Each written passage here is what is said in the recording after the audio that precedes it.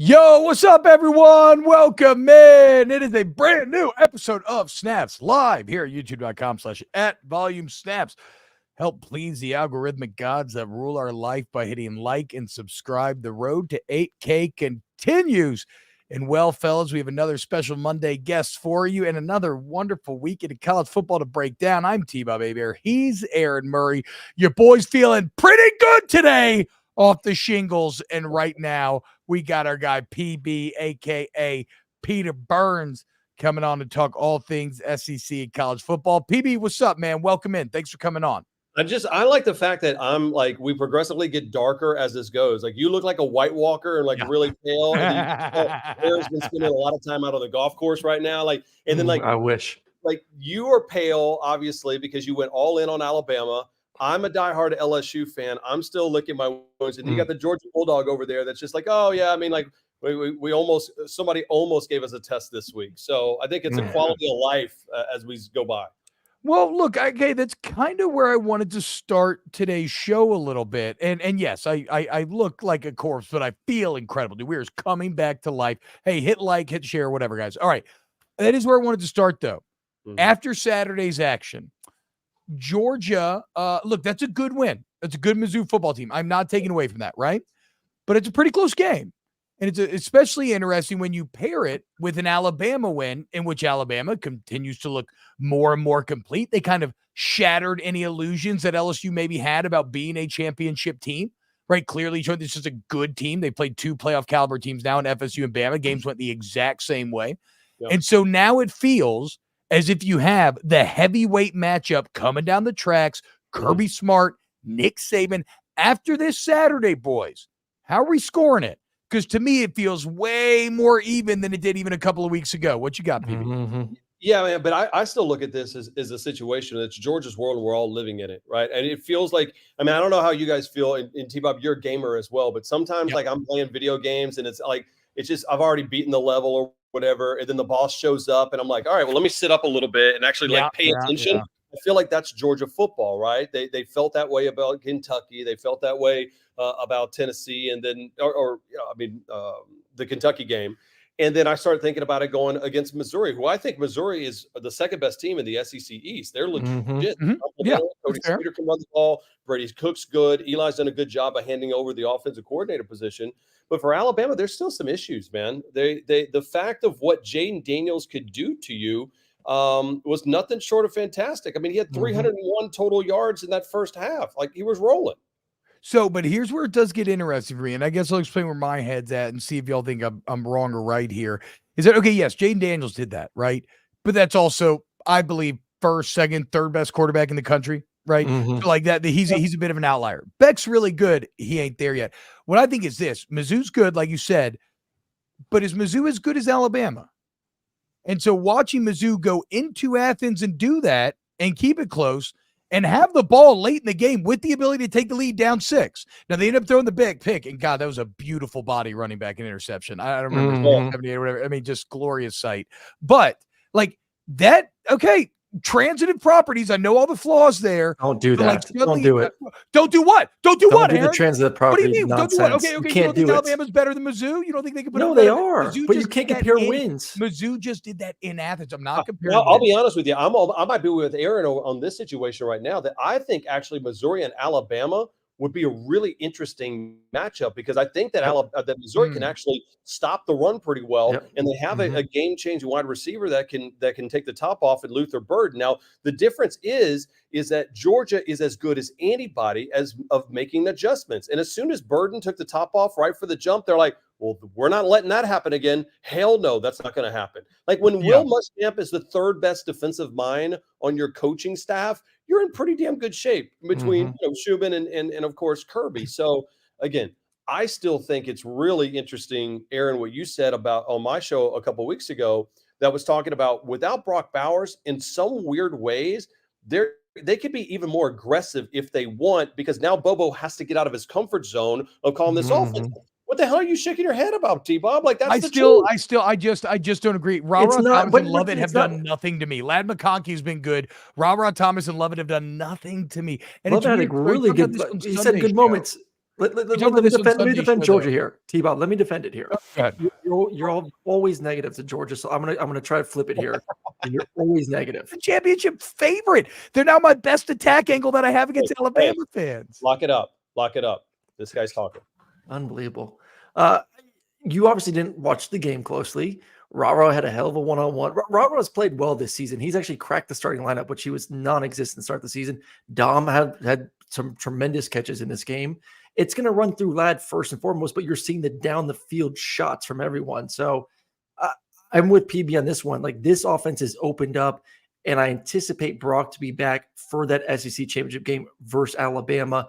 When now all of a sudden you've shown a little bit of everything offensively, which is going to make this team tough. But I've grown to love Alabama. I'm gonna be honest here, boys. Like, PB, throw this to you. Do we need to stop making excuses for Alabama and just start looking at them as an elite team, or there's still things that worry you? I think they're the most entertaining Alabama team I've ever watched. And I say that there's been better Alabama teams, right?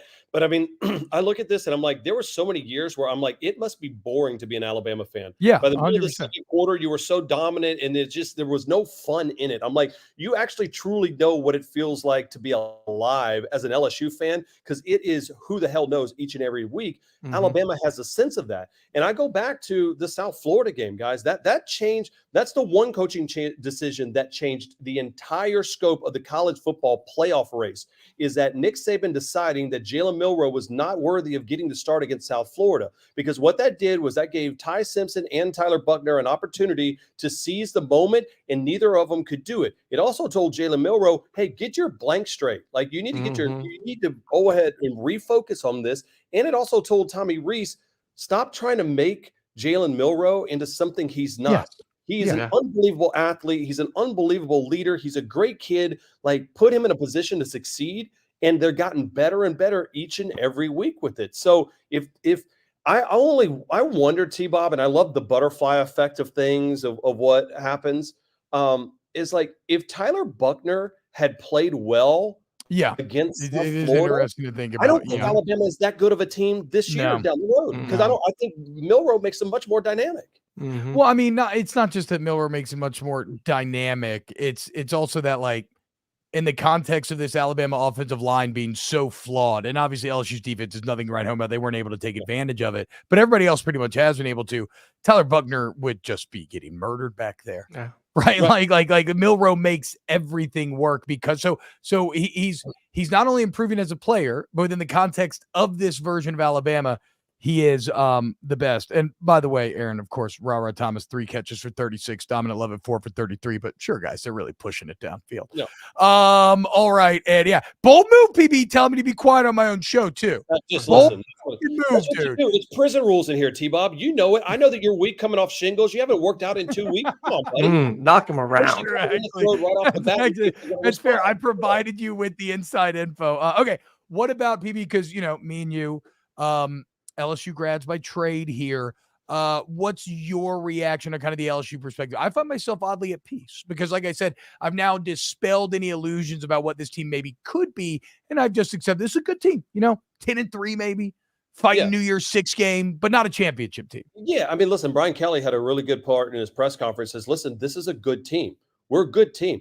But you have to be elite to beat Nick Saban, the greatest coach in the history of the game, in his own building. And last year they were elite in Baton Rouge, but they weren't. And I mean, again, there's some part of me that dies every single time when I see that LSU has no secondary and that the defensive line is in shambles. Like, as much as I love Jaden Daniels and this offense being electric, and you could even argue when it's ripping, it's right there with 2019 LSU.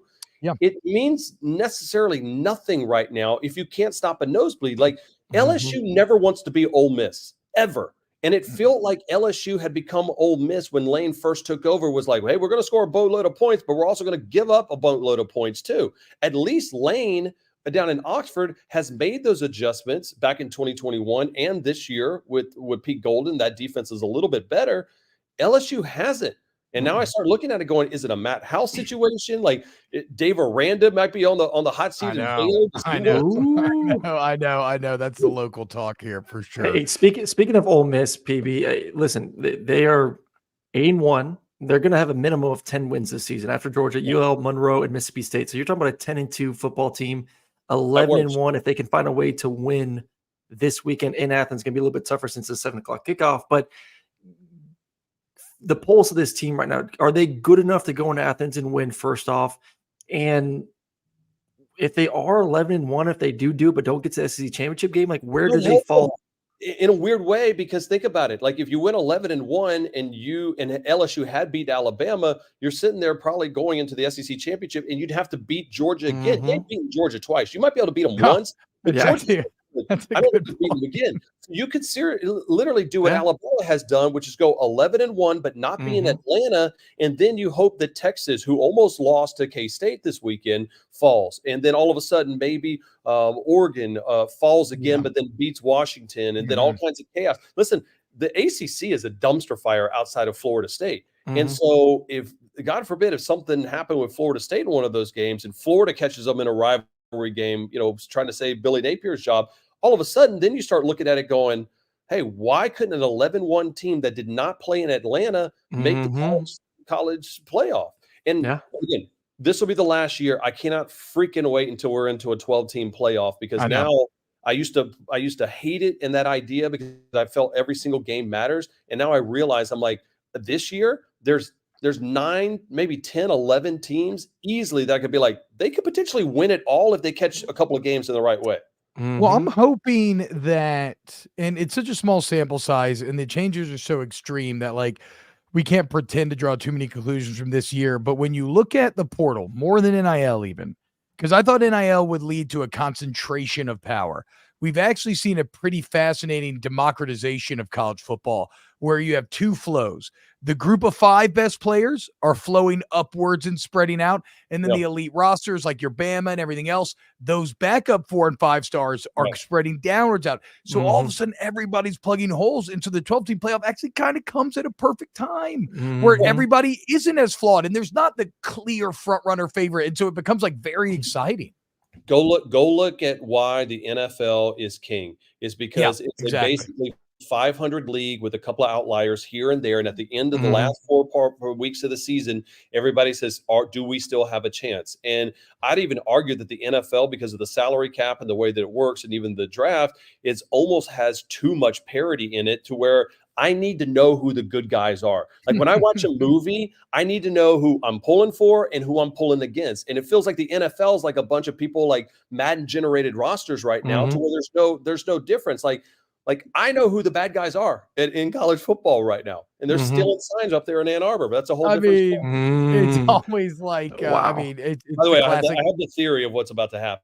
Oh, please share let's hear it. What you got? Let's go. Michigan right now is that Tony Petitti knows he has to do something, the Big Ten commissioner, right? Because everybody's complaining about it. So I think what they'll end up doing is I think they're going to suspend Jim Harbaugh indefinitely, okay? And then basically kind of tell Michigan, wink, wink, you probably need to fight this, and we're not going to fight it too hard, and there'll be a stay. So that way Tony Petitti can save face to say, hey, listen, at the Big Ten, we suspended Harbaugh. There was enough information out there. Oh, well, then Michigan's like, fine, we'll sue you. And the Big Ten's like, well, we don't want to get sued, so we'll just let them coach. So that way everybody's happy. Big Ten saves face. Michigan keeps to get their guy. That's my theory of what's going to happen. And he'll get suspended next year for the first couple of games, and that will be the end of it. He'll drag on. Yeah, exactly. He'll be on the NFL, so it doesn't matter. Him and Lincoln Riley will go sit there and arm wrestle for who gets the Raiders or the Chargers job. No one wants Lincoln Riley. So you think Lincoln's ready to move on as well? But he already fired Alex Grinch. I mean, once you start firing your coordinators, like. It better be somebody else. It ain't going to be me. I mean, I've seen Jimbo do that at A&M already. So you brought up 2 names. I want to ask you before we let you go, PB, of coaches that are on the hot seat. You mentioned Billy Napier, kind of his team fighting for him at the end of the year versus Florida State, possibly, and then Jimbo right there after the big loss to Ole Miss for the 3rd straight year. A&M goes down to Ole Miss. Are both those guys on those teams next year? One of them, how you feeling about both those coaches? I feel more comfortable that Billy Napier is there, not only even for the rest of this year, but even 2024. I mean, the schedule is absolutely brutal in 2024. I don't think Scott Strickland wants to reinvent the wheel. I think Scott Strickland would rather go ahead and take a lot of hell for being more of a Mitch Barnhart and saying I'm gonna roll with my guy Mark Stoops and give him a whole bunch of time, as opposed to pulling the thing, the ripcord on him. For A&M, it literally, I think it's just a matter of if there's that one loss. But it seems with Jimbo, there's always the one win, right? Whether it be Alabama or it was LSU last year, they find a way to get that one win. You're like, I mean, I could kind of see it, like. And it comes out to, as soon as one booster says, you know what, the price of oil per barrel is hitting just the right amount of money, let's just get crazy. I don't know. It's crazy. But as an LSU fan, trust me, a lot of people are just be like, let's get Jimbo there for a long, long time. Right? Yeah. Throw the game. Throw that game in Baton Rouge. Throw the game. No. Chill out there. Game? We still need 10 wins. Saying. Tiger's still looking for 10 wins. Okay, that's still on the table. 90. How about this? Tigers maybe look at a little a New Year's Six bowl game against Tulane if both teams finish out and win out. Do we care about bowl games that they aren't in the college football playoff? I know I'm supposed to. I love bowl games. I don't care if my players don't play in them or anything, but yeah, I love them still. I think they're fun. I like watching them, but like right now, if you're LSU, hell, even if you're A&M, who cares what bowl game you're in if you're not in the college football playoff? I still think New Year's Six has a bit of prestige over your T-Bob. You guys didn't even want to go to Atlanta to go cheer on an SEC championship. So like LSU fans really don't care unless it has anything to do with the playoffs. Okay, Aaron. Again, Atlanta is an hour from Athens, and everybody knew Georgia was gonna skull fuck LSU. They don't want to travel. I don't know what to tell you. Like, I don't know what to tell you. That LSU fans are smart and economical, and we have a failing state economy, so everybody's gonna be a little careful with those dollars. Sorry that y'all took all the Marvel investment with us by doing tax breaks that were unsustainable for Louisiana. Look, I don't know what to tell you. Crush us in North Carolina too, where our studios are at. Way to go, Murray. Jeez. Wow. I mean, everything's just coming up Georgia. It almost feels like a little too much good. We'll see. All right, PB, we know you got to go, though. Thank you so much for making time with us today, man. Later, boys. I like one of y'all. See ya. Ooh, what a oddly disconcerting thing to end the interview on. Am I going to have to fuck up Peter? Is that what that sounded like? I mean, like, pretty sure. Tell me to shush on the show, and then that parting shot at the end, like, your LSU brother, and there's no love between the two. What's up with that? That's what I'm saying. What's going on here, dude? Is this going to be like Civil War in here? Okay, we gonna see. Right now, I want you all to see why you should be going and gambling with DraftKings. NBA fans, the wait is over. Basketball is back, and DraftKings Sportsbook, an official sports betting partner of the NBA, is celebrating with an unbeatable offer. Right now, new customers can score $200 instantly in bonus bets for throwing down $5 on the NBA. Win or lose, like, it doesn't matter. You start the season with an instant dub. And always remember, the DraftKings parlays, everyone's got a shot at even bigger basketball wins. So string together multiple bets in the same game or build a parlay across multiple games for a shot at making your payday even sweeter. Bottom line is, basketball is more fun when you're in on the action. So download the DraftKings Sportsbook app now and use code TBOB, TBOB. New customers get $200 in bonus bets instantly for betting just $5. Only on DraftKings Sportsbook with code TBOB, TBOB. The crown is yours. All right, welcome back here, man. Oh, man, we forgot to get the Dallas Turner hit. B-Bean says he does like T-Bob or Aaron. I think Aaron. They were like all chummy about like going to play golf together. I feel like they both probably have double to triple the amount of quarter zips that I have. In fact, Aaron, I do not own a single quarter zip. How many quarter zips do you own? I always find this to be a great measure of whiteness level and country club level. It is good. 2 or 3. 2 or 3. That's not a ton, right? Yeah, that's kind of an upset, dude. Yeah, I think it's because you still skew a little more athleisure. I do. Whereas PB is full golf attire. Because I only wear the quarter zips if I'm playing golf in colder weather. Okay. Like, we're PB and certain individuals kind of wear it on like a day-to-day thing, like taking the wife out to dinner, that kind of thing. I just always fantasize about walking in a Jim Nantz closet, and it's just like a million different slightly muted color quarter zips that would fit in on any season on any golf course. It's just and he probably just has the best wine as well. God damn, it'd be so cool to go hang out with Jim Nantz one time. But like, I wouldn't fit in. That's just, no. I kind of struggle with the golf crowd. It's like the outdoors crowd. Put me at like World of Warcraft con or like BlizzCon or something. That's where I would pop off. By the way, If anybody wants to play World of Warcraft with me, I'm probably going to get re-addicted at the end of this month, the season of Discovery, but we can get there later. Let's talk college football.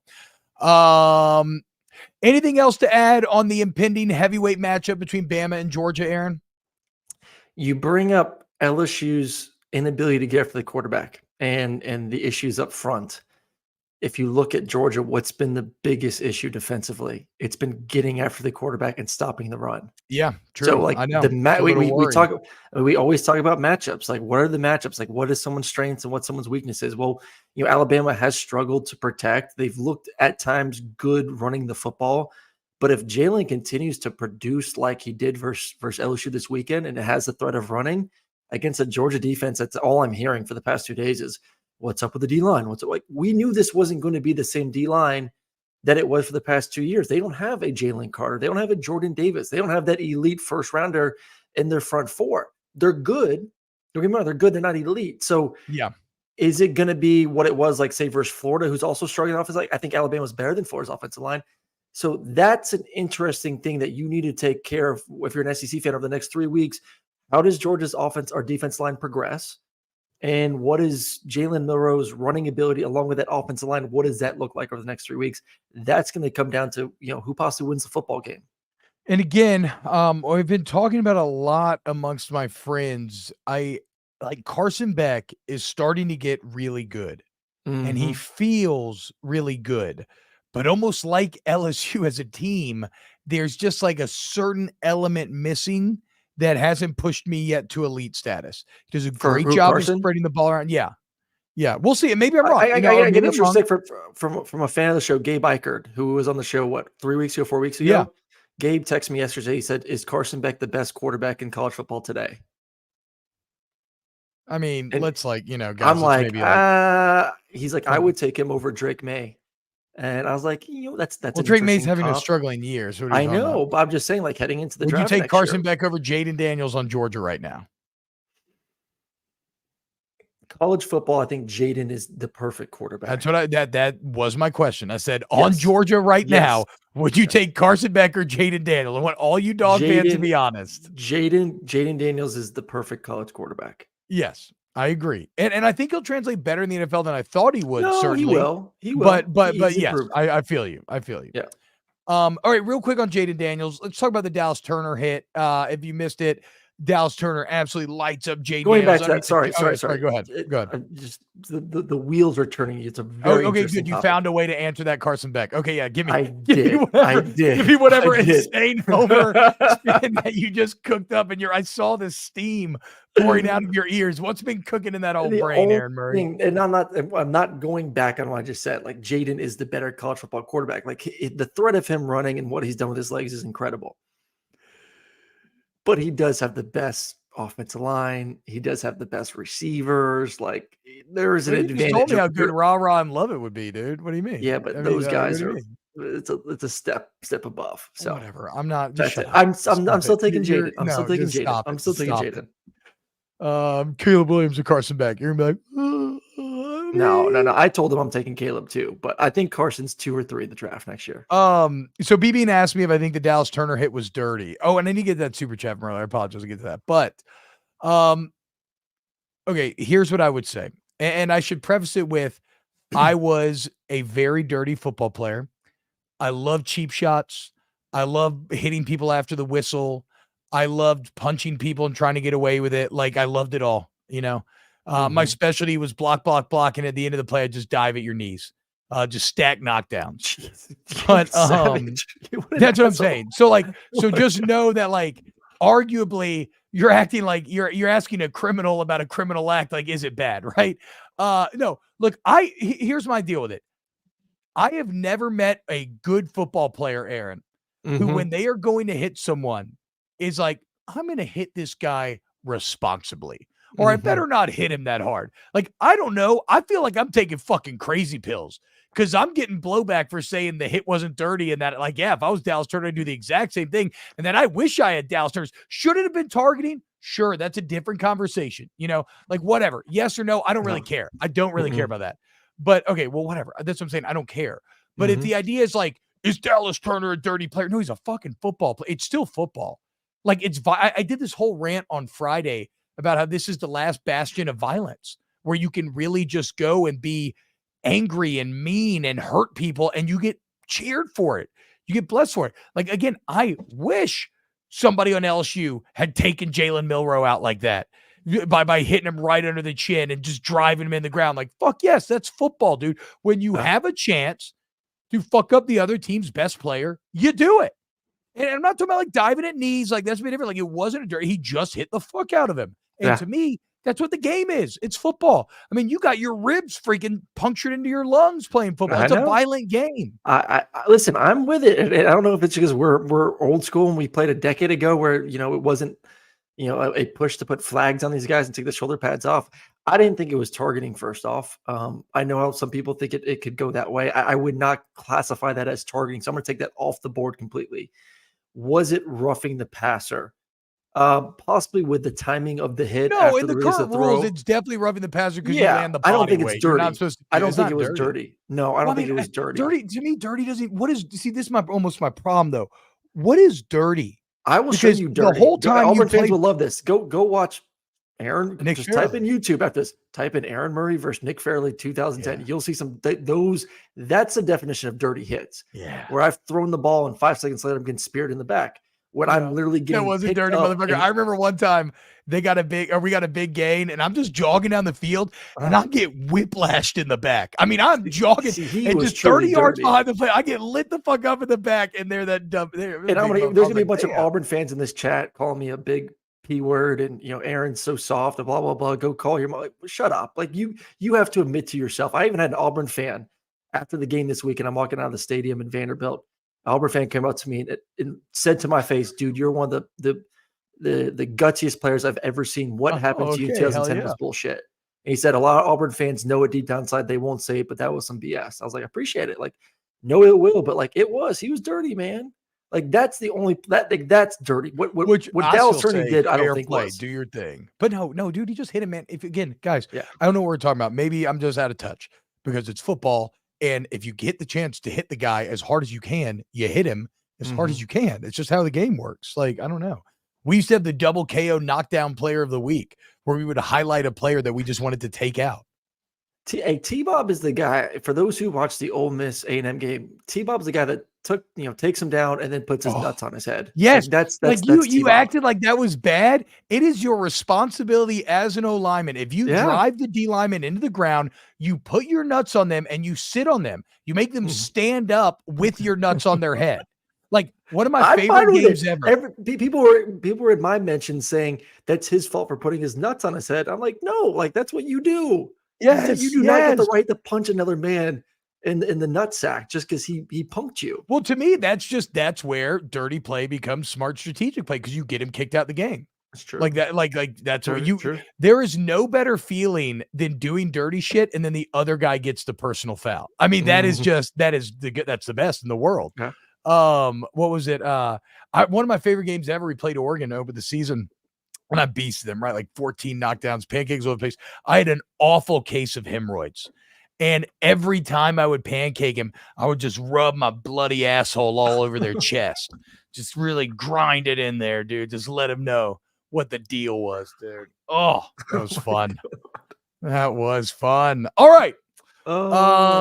Let's get into the super chat from Goat Dog. Says that kid that asked for Aaron's permission, $10. Thank you, Goat. That kid that asked for Aaron's permission to wear his number is going to go off and finally get Aaron's blessing, then say no and turn his Aaron Murray shrine into a dartboard and go full Incrediboy mode. Dude, what if this dude ends up being like a Hall of Famer, Aaron? First off, you become the launching pad for he has like real animus against you.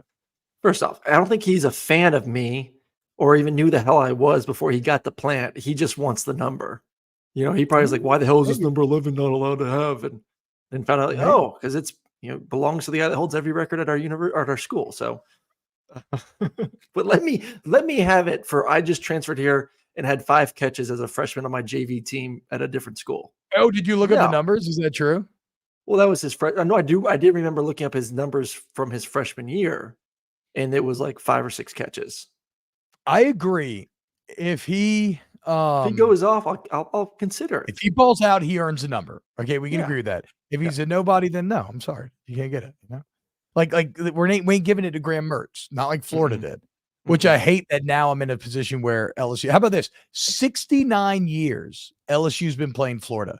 The all-time series is 33, 33, and 3 through 69 years. Think about that. And what's really fascinating, Aaron, when you think about 69ing, ultimately, it is one of the most equivalent sexual positions that we have, right? Like that's kind of the entire point. Yes. And here we have the most equivalent series that I've ever seen.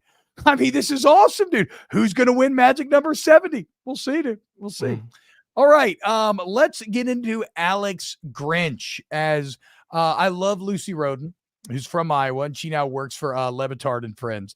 And she had a tweet that said, which college program is bold enough to hire Brian Ferentz and Alex Grinch as their coordinators? As we've now seen kind of OC and DC enemy number one finally get the axe. What was your reaction to Alex Grinch no longer being being fired by USC? What? Long overdue. I mean, this should have happened in the offseason. It should have been. We should not be going through this right now. You knew who he was from your time at Oklahoma to the first season at USC. And you wanted to give him the grace because you blamed it on, hey, we inherited a team that didn't have the right personnel. But you had the personnel at Oklahoma, or you thought you had the personnel, and that didn't work out. So, like, why was that going to be any different because you went to the portal? And it just, to me, the entire thing is unfortunate because you've, over the past 6-7 years, have wasted 3 Heisman quarterbacks and an opportunity to win a national championship. So, like, at some point you can blame the DC, you can try to make changes there, but you got to look at Lincoln Riley, man. You just have to look at the head of the entire thing, because Alex Grinch he's not been your DC your entire time as being head coach back to Oklahoma.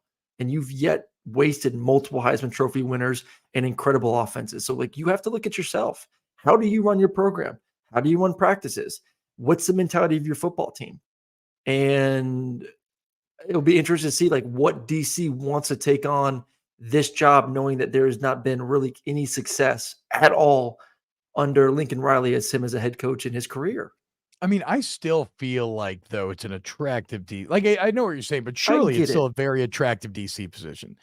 I mean, you got great NIL funds. I do think, like you're saying, though, I do think USC probably has to battle a bit of a culture problem where you have kids living in LA with, like, all the money in the world. And that's like, that when you're young, man, that's tough to kind of keep your head on straight and, like, go do what you need to do. So I'm not saying there's no challenges, but you're going to get great offensive, like, run support, basically. Like I said, recruiting should be relatively easy, or as easy as recruiting can be. It's such a brutal grind, but you have a lot going for your USC, your money, et cetera, et cetera. So, like, no, I think this is still a very, very attractive job. Though I feel you, like, Lincoln Riley does have to answer for why he's never been able to get consistent success out of that group. And, as far as Alex Grinch goes, man, look, man, I feel bad. I don't want coaches to be fired, right? But it is just the reality. Like, every job has their realities. Like, on a daily basis, Aaron, we get onto our social media and we are inundated with comments about, you're an idiot, you're a clown, you're farming clicks, how did you get here? I hate your family. Like you're a drunk just like your father, like, all this stuff every single day. And it's just part of the job. Like I've accepted, like, if you want to do entertainment and talk about shows and have fun and get to talk about college football and have people pay for you, you got to deal with people talking shit to you 24/7. If you're a coach and you want to make $2 million to coach football, well, you got to do it well. And if you don't, it's the ultimate meritocracy. You either do good and you succeed, or you lose and you get fired. So I feel bad on a human empathy level for these guys, but it is just the reality situation. Alex Grinch not getting it done. And I kind of feel at LSU that Matt House is kind of heading down the same road here. Do you think so? And to me, the biggest thing of why this was kind of like the final straw, and it goes back to 2 specific games for me this season. And you remember we talked about this, I think it was end of September. They played Colorado, and Colorado went and ran for over 200 yards. Or around 200 yards in the game. You're just like, you can't be that bad up front, that undisciplined with your run fits, and give up almost 200 yards to a Colorado team that hasn't run it on anyone this entire season, that doesn't even try to run it. They had Colorado had negative rushing yards this past weekend. Negative. I know. No, they're like really Negative. bad on the O-line. And they had almost 200 yards rushing. And then you flip it over to Washington, who their starting running back, Dylan Johnson, has only had 100-yard game this entire season. And that was 100 yards. And he had 256 yards, almost 10 yards per carry. And I think it was like over 100 yards before contact. Like, It's really some of the numbers are just out of control. Bad. I mean, and we knew it from the first game. Like it set the tone. San Jose State set the tone for the rest of the SEC. And I know we get on fans about like there's a human element to this, and I do appreciate what you said of like these are men that are trying to do the best for these young individuals at these universities and set them up for success and provide for their families. And like you have, like I try to take that into account. But you also have to be realistic. Like at some point, you're just not a good coach. If you can't take those players that are talented, like there is talent on that team, and you can't get them to execute and be disciplined and be in the right positions, you are a bad coach. Your talent is not as bad as what's being put on the field right now. Or even if you want to be nicer and say, like, if you want to be really nice, say you're not a bad coach because look at the level you reached. You can't be a bad coach. You're like, you're just not, you're not performing well enough to keep your job. Like that. That is the simplest way of putting it.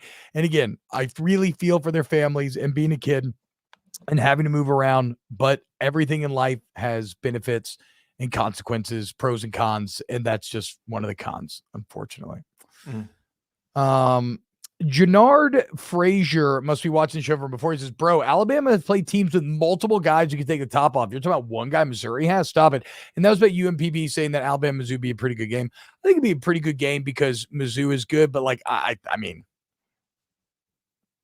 I think it'd be good. I just watched the game. I mean, I just rewatched the Georgia Missouri game, and Missouri played their asses off. Like they brought so much heat.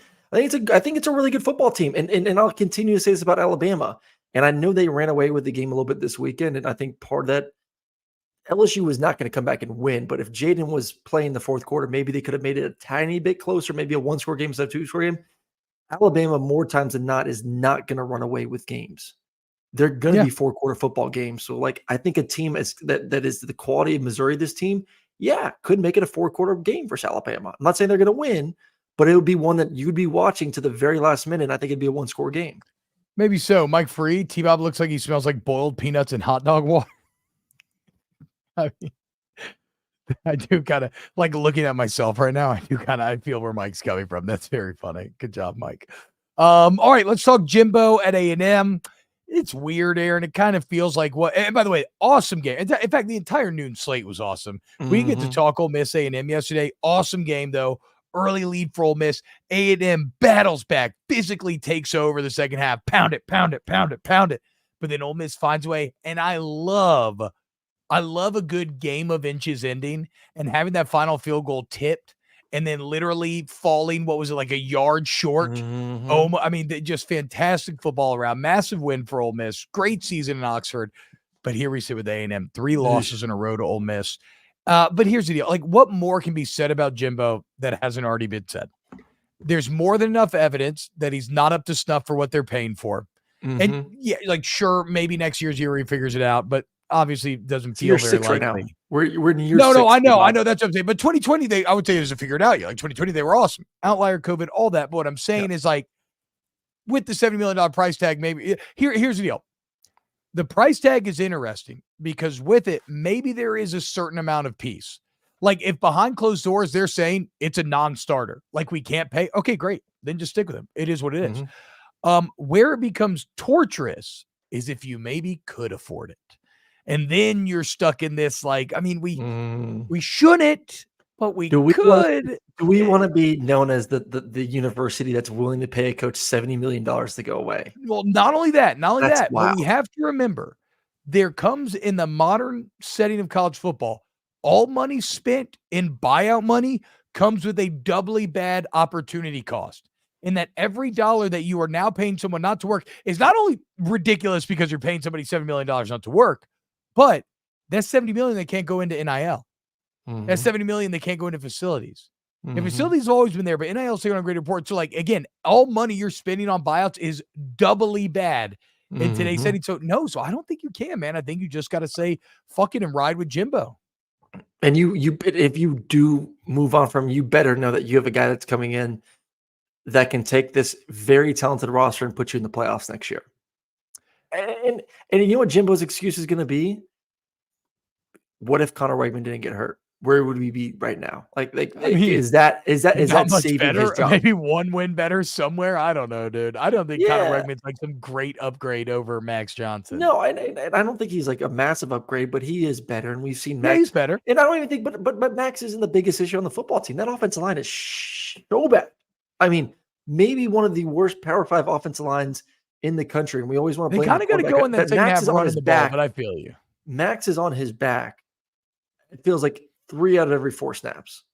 And part of it, he does hold the ball a little bit too long at times, but man, he's throwing with pressure almost every single time. So I don't think they let go of him. I think they'll be 7-5, and they'll say, give us one more year because of the recruiting class we had 2 years ago. Let us get Connor Wegman healthy and how the fuck are give they going Jimbo another 7-5 year. every year out here? LSU could save the job for sure, though. Like if they go 8-4 and win in Baton Rouge, like that would be the one that would save it. If you go 8-4, you cannot pay $75 million. You know what probably feels worse than paying Jimbo Fisher $75 million not to work? The Raiders have to pay Josh McDaniels $50 million. Bro, Josh McDaniels, that little potato-looking motherfucker, $50 million. I don't care how rich you are. I will say it does sting this weekend for A&M to lose to Ole Miss 3 straight times. A team that you know, one, you're paying your coach significantly more money. A team that you have way more 4 and 5 stars, and you and I always talk about like, does that really matter? Does it not? But you have enough of it. Like I was going to get to it. You have enough of a difference of it. It should matter. Yes, and playing it on the football field, 3 straight losses. Like, dude, give Lane Kiffin is going to go 10-2 this year. And hell, if they win this weekend, they're going to be 11-1, like Peter Burns and us talked about, 20, 30 minutes ago. And 11-1 Ole Miss, if all hell breaks loose, could be in the playoffs. You give Lane Kiffin that roster at A&M. Well, I mean, that's where it becomes interesting. That would be one of the prime targets of A&M, right? Like everybody's talking Lane to Alabama or stuff like that, but A&M would absolutely I think if Lane goes 10-2 this year, Lane should be the number 1 candidate for every university if he wants to leave. If you're 10-2 at Ole Miss, let's not do that to Ole Miss fans. You're right, though, but that's sad for Ole Miss fans here. Like, I know it sucks. I agree, but I'm just saying, if A&M, you want to move on, I would look at that guy that just beat you 3 times at a school with less talent. I agree. And the best part is Jimbo said it all, or excuse me, Lane said it all in the run up to the game. Where he was like, I mean, all those subtle shots, so fucking good. What do you okay, snaps top 10, here we go. Aaron Murray, my favorite part of every week, where I get to be right and you get to be wrong, and I want to hit on Michigan at all things. What or do we already kind of hit Michigan? Wait, no, I thought we said that we actually didn't know what the angle on Michigan was in the rundown. What do you have to say about Michigan? What I mean, I don't hate Peter Burns' rationale about it, of like something needs to be done this week. Like there needs to be some sort of, this is the move as a Big Ten and PTD, like this is a move we have to make. We have to make a decision. We have to create some sort of punishment. And I'm hearing the same thing of indefinite suspension for hardball. And if Michigan does push back, which they should, does this drag on? Does he continue to coach? Is there really any juice to it?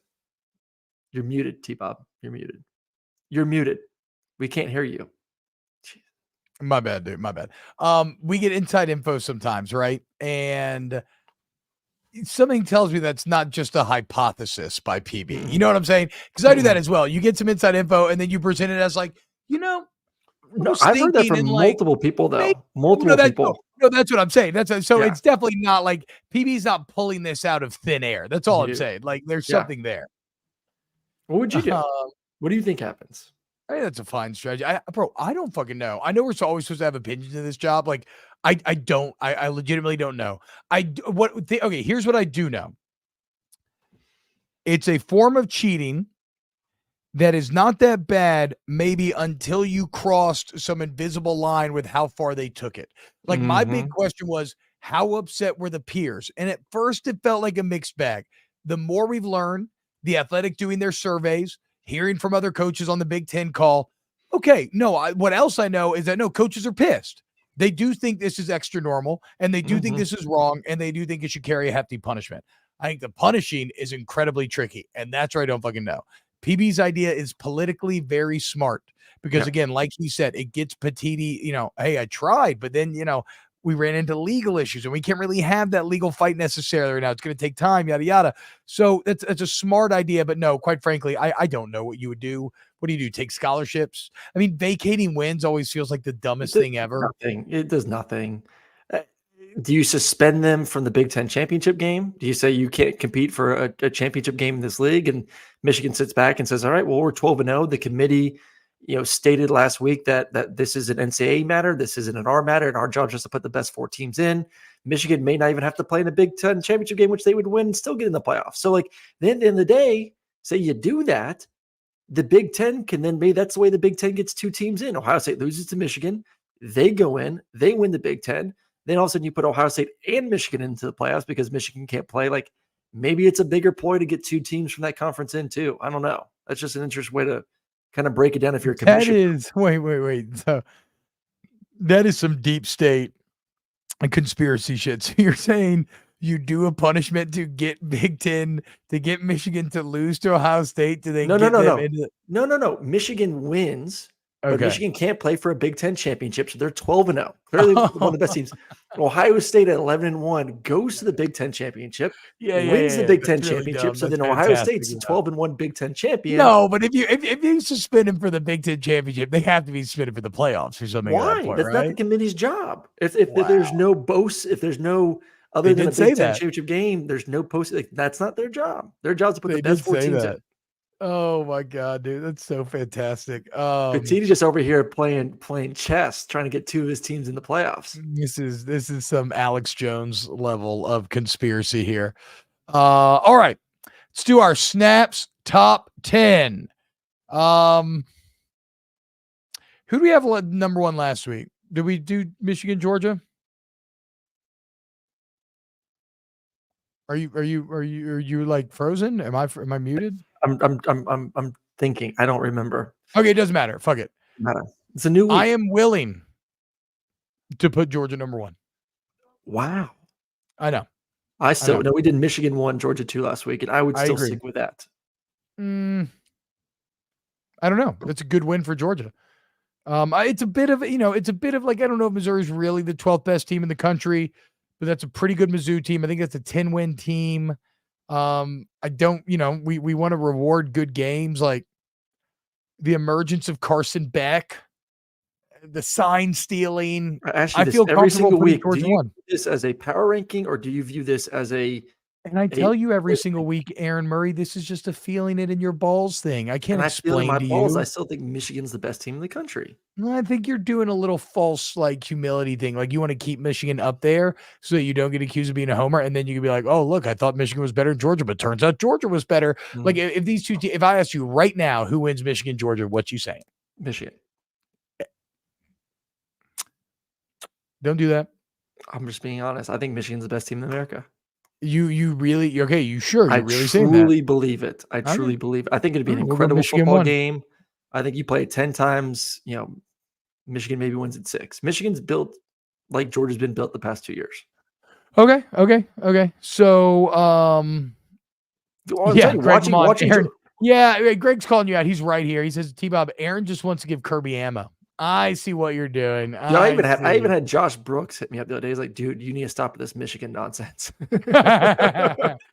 Josh Brooks is a excellent, I love, and I'm kind of this way for LSU, right? But I love reporters that cover a single school, and there's some guys who are just awesome at it. And Brooks is definitely one of the best when it comes to covering. Josh Brooks is the athletic director of Georgia. Oh, who am I thinking? Austin Brooks. I'm thinking of Austin Brooks. My bad. Or Brooks Austin. Oh, Brooks the AD said that to you. Yeah. And I'm that's even more and fantastic. I'm going to be in the 80s box this weekend for the game too. So wow. Well, as long as you avoid the 80s wife's box, you should be fine. That's where things start to get a little more problematic. Okay, so Michigan 1, UGA 2, Ohio State 3. Right? Surely. Yeah. I mean, come on. Yeah. Like we said, it's a field in your balls. They have Ohio the big State wins. 3. Ohio State 3, Washington 4. Yeah. Oh, look at my guy. Yeah, that's what we like to see. I mean, Florida State has just been so unimpressive too, just like Oh, Washington. they've not been that's not true. They didn't look great against Pitt, but they have been impressive otherwise. Like they've been housing teams. They've been kind of just maybe just because the ACC is so crap that no one really pays attention to the conference. Where like they're just not. The ACC feels bad right now. No doubt the ACC, but the Big 12 feels pretty bad too. Well, no, they feel excited. No, the ACC feel better. No, they don't. No, the Big 12 feels good. You're right. It is flipped. ACC was rolling, and now it's been. But that's where it gets interesting because Florida State is so good. Louisville's good too. Don't sleep on Louisville. Louisville may win that conference. No, I know. But if Florida State stays undefeated, I'm saying I don't think the Big 12 can jump. But whatever. No, definitely not. I agree. So Washington 4, Florida State 5. Yes. Okay. Oregon 6. Yes. Alabama 7. Alabama Texas 7. 8. Definitely.